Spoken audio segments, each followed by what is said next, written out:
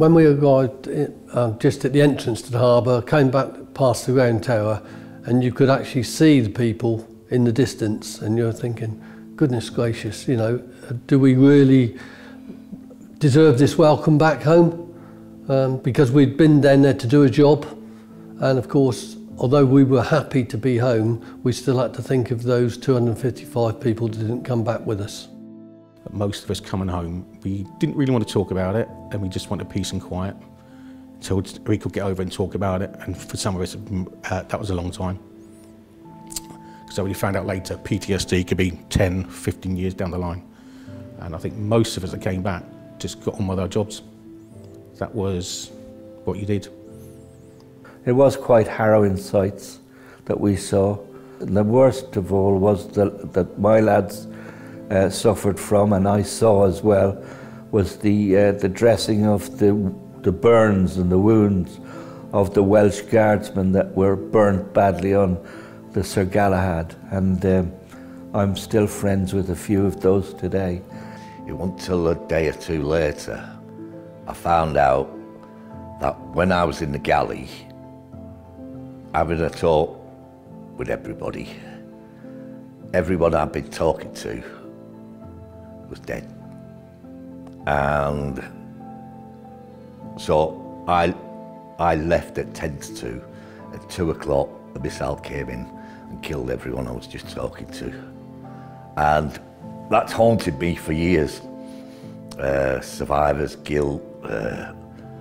I wasn't supposed to be in the galley getting the hot water, but still it doesn't take away the guilt you feel like. Since I've talked to other people and some of the widows of the people we lost, and it's not till the last couple of years I've been able to tell them that, well, actually I seen your son 10 minutes before he died, and he was laughing and joking, and you know, and they're saying, oh, thanks for that, you know. And it's, I suffer from PTSD. Have done since about 1988.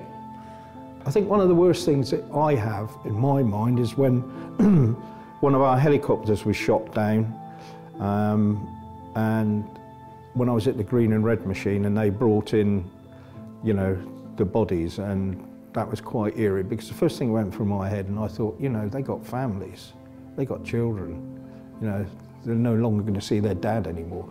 And you know, that's always stuck in my head. You still remember, and I don't just remember on Remembrance Day or during the you remember every day the people that were lost. And we still meet up quite regularly. And it's some people you may not have seen them for a few years, and you're just straight in chatting away as if you'd only seen them the other day. But it's, yeah. As I said, I try not to dwell on the past and just look forward. Yes, I would do it all again, every single minute of it. But I think if I could change one thing, I'd rather go on a warship than a hospital ship. Because I don't like the memories I've got. I don't like the feeling I have to go through. And sometimes, yes, I do cry. But why? Because it's the easiest way to get your feelings out now is to cry, to have tears. You get taught, when I was a kid, big boys don't cry. It's the biggest lie I've ever been told, because big boys do cry, and when you cry, for a few seconds, you always feel a bit better. It's releasing that stress.